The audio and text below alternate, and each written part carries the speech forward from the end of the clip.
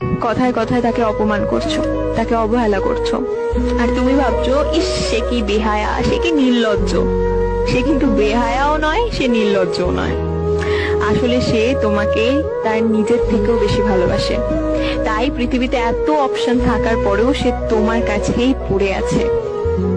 হারিও না তাকে, কারণ এইসব মানুষগুলো একবার চলে গেলে কিন্তু আর ফিরে আসে না।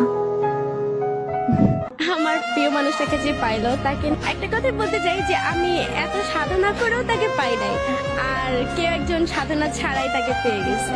তোমার কি ব্যর্থতা ছিল যে তুমি তোমার প্রিয় মানুষটাকে পেলে না? আমি আমার সর্বোচ্চ দিয়ে চেষ্টা করেছি তাকে ধরে রাখার, ভালোবাসার কোনো কমতি ছিল না, তারপর আমি তাকে। ছেলেদের কাঁদানো এত সহজ না।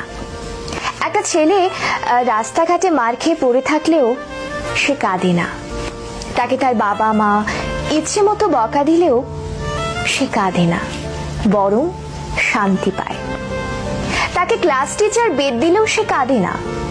তাকে তার প্রিয়জন রাগ অভিমান করে যদি একটা থাপ্পড় দেয়, তবুও সে কাঁদে না, বরং সেই থাপ্পড়ে সে ভালোবাসা খুঁজে নেয়।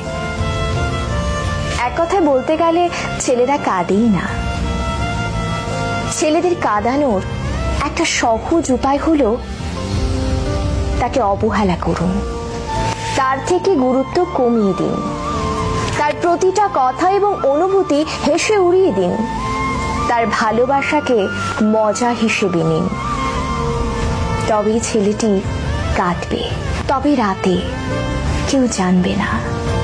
আপনি এইটুকু করে এক রাতে তাকে যতটুকু কাঁদাতে পারবেন, বাকি সারা জীবনেও তাকে ততটুকু কাঁদাতে পারবেন না।